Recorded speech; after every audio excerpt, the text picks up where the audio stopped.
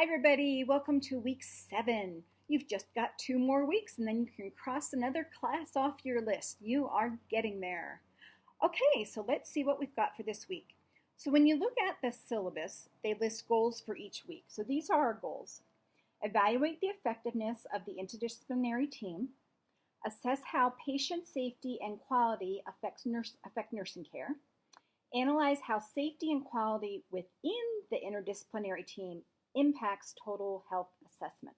So really we're talking about safety, quality, and interdisciplinary teams this week, and we're going to kind of explore them in a few different ways. Okay, let's start off with interdisciplinary teams. So you know I've been a nurse like forever, okay? So it has always been in the past, and to some extent today, that nurses are kind of the glue that holds everything together. We make sure everything's done, we make sure things don't fall through the cracks. We're holistic, right? But healthcare obviously has become so complex in a myriad of ways, and there's so many requirements that nursing can't be the only ones that are really driving quality and safety. So we really need this whole interdisciplinary team working together to improve our patient outcomes, to improve safety, improve quality, right? Okay. So before we can work together, though, we have to be able to respect one another. And that has not always been the case. Some disciplines, with nursing being able to be prepared with a 2-year degree to be an RN, some disciplines have looked down on nursing for various reasons.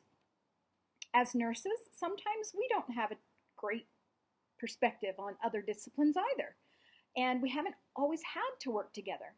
I remember when I started my nursing career, nurses, we did all of the respiratory treatments, we ambulated our patients, we taught them crutch walking, we did transfers.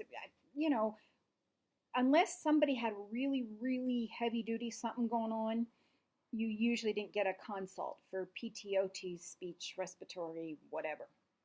So that's kind of how my nursing career started. So when different disciplines started to becoming much more actively involved in patient care, it was a little bit of an adjustment. Let me give you some examples. So I worked in NICU for quite a while, and I love NICU. But that was my patient, that was my ET tube, and that was my ventilator. Yes, respiratory therapist, you came and did your rounds, and you checked on things, but this is my world. Now, that's silly because we both have something to add to respiratory care of critically ill neonates. And jump forward to the point now where in one of the last places I worked really closely with respiratory therapy and physical therapy with nursing to come up with a protocol for ventilated patients where if you had patients who were not mobile and we couldn't get up and ambulate them while they were still intubated, if they could, we did. But if they couldn't, we created this turning and head elevation protocol that was like every 2 hours that really mobilized all the different lobes and really popped open those alveoli. And all of us worked together to make this process successful. So I feel like I've come a little ways in working with other disciplines. I enjoy teamwork now and team projects. But we really do. We got to work together as a team or we will never make the strides and advances that we want to in patient care, all right? So I'm going to include a little article that is kind of interesting. It's an article by Megan Fitzinger-Lippe, I think that's how we pronounce it, and it has to do with our stereotypes of our fellow healthcare providers and how sometimes those get broken down. So it's not a long article and it's kind of cute. All right, so teams. The other thing with teams is we're starting to really, accreditation bodies are requiring us to provide interdisciplinary education within nursing programs. Now, depending on what kind of college or university or whatever, if you're doing pre-licensure education, if you're in an ADN program and yours is the only healthcare program at that college, it's kind of hard to do classroom interdisciplinary education. So maybe when you go to clinical, you will have a pharmacist come and talk one day, respiratory therapist talk one day, maybe the quality person come and talk about teamwork. So you might need to get a little creative. If you're in a very large academic university and let's say there's a medical school, well, maybe there will be some courses like some I've seen is when they have ethics courses that they combine the medical and nursing students purposely to take their ethics and healthcare courses. So there's a lot of different ways this can be addressed, but know that that is a requirement, nursing programs. And so much more now in healthcare, in acute care hospitals, we do things much more as patient care teams rather than just nursing teams. When we're looking at how to change a system, how to change a process, so that everybody's involved and it gets a lot smoother. Actually, some facilities, when I was working in an acute care community hospital, I was the CNO. No, I wasn't the CNO. I was actually the CCO, Chief Clinical Officer. So all the clinical service lines reported to me. We all met as a clinical group. And that way, the nurse couldn't go to the CNO and complain, and the radiology director couldn't go to the CFO and complain, and they all have to work together. So it was an interesting way to do that from a management perspective. All right, let's talk then about quality and safety, and the organization that's really involved with this with nursing education is QSEN, QSEN, Quality and Safety Education for Nurses. This program was started in 2005. It was funded by the Robert Wood Johnson Foundation, still gets most of their funding from them. It was in response to the IOM report, where we had all these people dying of healthcare errors, right?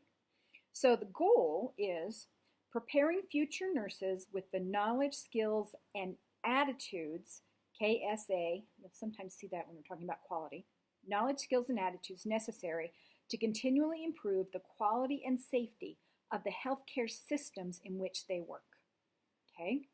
That's a big goal. That's a lot involved. Now, QSEN has competencies for both pre-licensure nurses and graduate nurses. And so we look to these competencies when we're developing curriculum, either for our new grad orientation in the acute care setting or for our pre-licensure curriculum.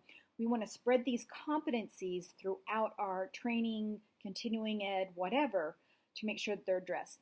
Let me give you just 3 different examples of QSEN competencies, okay? Communicate patient values, preferences, and expressed needs to other members of the healthcare team. Okay, got a lot of stuff in there. Act with integrity, consistency, and respect for differing views. That can be a challenge. Participate in structuring the work environment to facilitate integration of new evidence into standards of practice, so using evidence-based practice. And so I'll include the QSEN website with those competencies in this post. But that is one more resource that we have to go to when we're trying to educate on safety, quality, those sorts of things. Okay? So remember, there's no assignment that's due to be turned in at the end of this week, but you should be working on your CLC assignment. We've already discussed some things about the CLC assignment. Their directions actually seem pretty straightforward, as well as the rubric, and I talked about that a bit last week. So just make sure you're going down the directions, going down the rubric, make sure you've kicked everything off. But stuff comes up. So please, please, please feel free to ask me any questions that you might have. And definitely, if you have a question about this assignment, I'm thinking other groups are going to too. If possible, submit it under the questions to the instructor form so that everybody can benefit from your question. Okay? All right, guys, we're heading down the home stretch. I'll see you in the main forum.